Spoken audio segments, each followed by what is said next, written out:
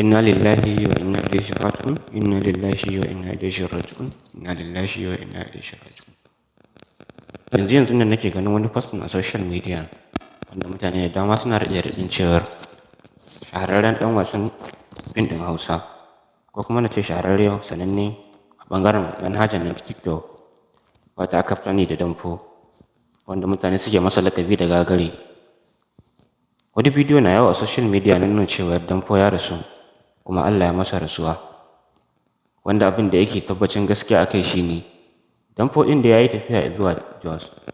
A cikin tafiyar tasa ne yana dawowa gida ya kutsa wani babban hatsari wanda wani mai babbar mota bi ma'ana irin direbobin tanka ɗin nan ya yanka masa, ya shiga masa overtaking.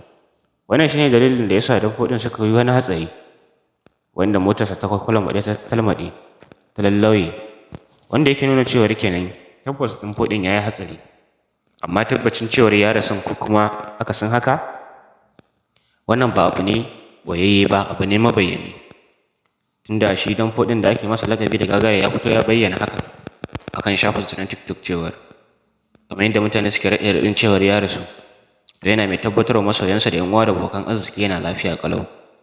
Hatsari ne dai sun riga da sun yi shi akan hanya, kuma akan hanyar da suka yi hatsarin shine menene ake kira da gangaren Zakaliyo a cikin jihar Jos. Wannan hatsarin da ya yi shi ne akan hanyarsa ta tafiyar gida, kuma hatsarin motarsa ce kawai ta samu matsala ta talmaɗe. A inda suka yi hatsarin akwai mutane sun taimaka musu matuƙa sosai da sosai, wanda sun riga da sun fitar da su daga cikin motar, kamar yadda yake bayyana wa mutane cewar akan shafinsa na TikTok yana lafiya.